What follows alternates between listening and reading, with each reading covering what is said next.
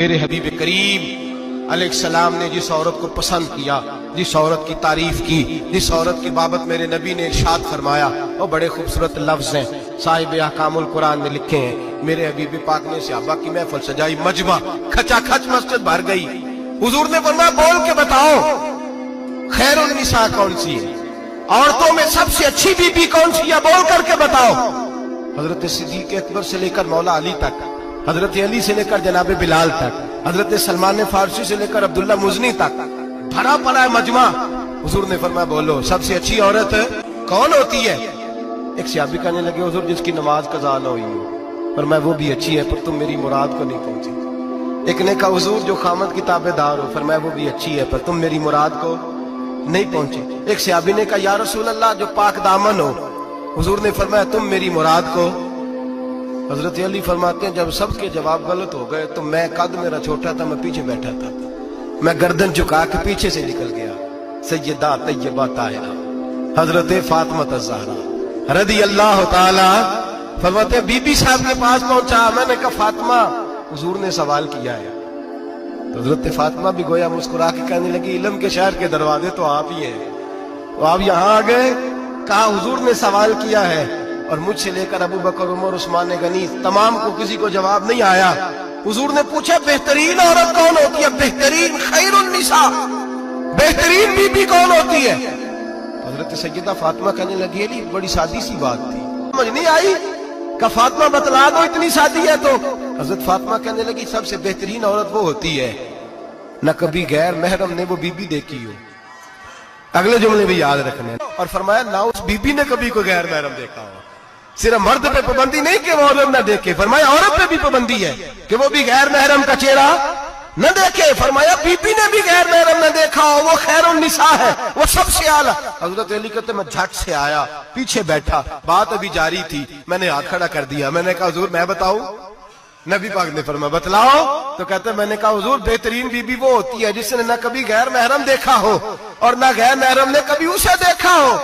علی فرماتے ہیں میں نے جواب دیا تو میرے رسول کی آنکھوں میں آنسو آ گئے، حضور روئے اور فرماتے ہنستے مسکراتے اچانک صحابہ کے آنسو برسنے لگے، مجمع پہ کیف سا طاری ہو گیا، آنکھیں برسنے لگی۔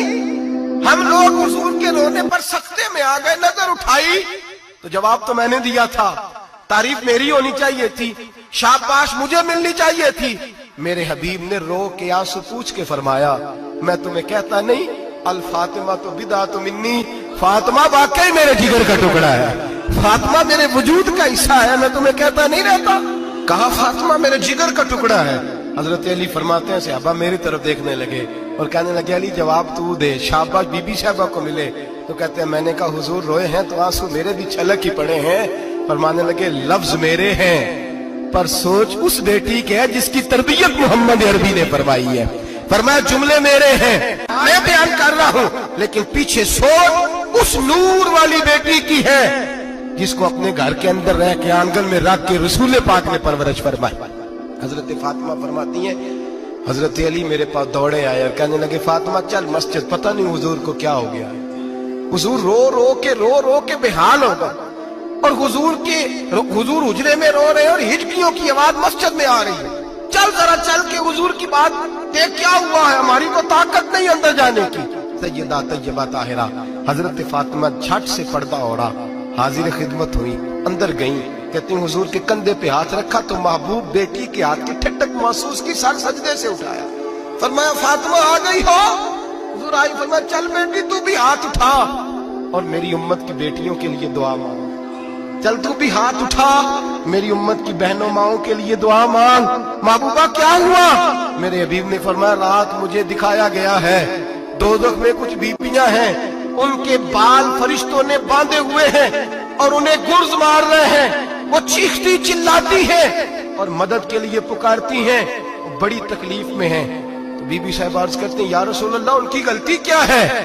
تو میرے نبی نے فرمایا وہ باریک دوپٹہ اوڑھتی تھی، وہ باریک دوپٹہ اوڑھتی تھی، ان کے بال چمکتے تھے، غیر محرموں کی نظر پڑتی تھی، انہیں دوزخ میں سزا ملے گی، وہ چلائیں گی چیخیں گی، ان کی مدد کو کوئی نہیں پہنچے گا، چل تو ہاتھ اٹھا دعا مانگ۔ حضرت فاطمہ امت کو پیغام دیتی ہیں پردہ اوڑھ دو، حجاب میں آ جاؤ، اپنے آپ کو رسول اللہ کی بارگاہ میں جھکا دو۔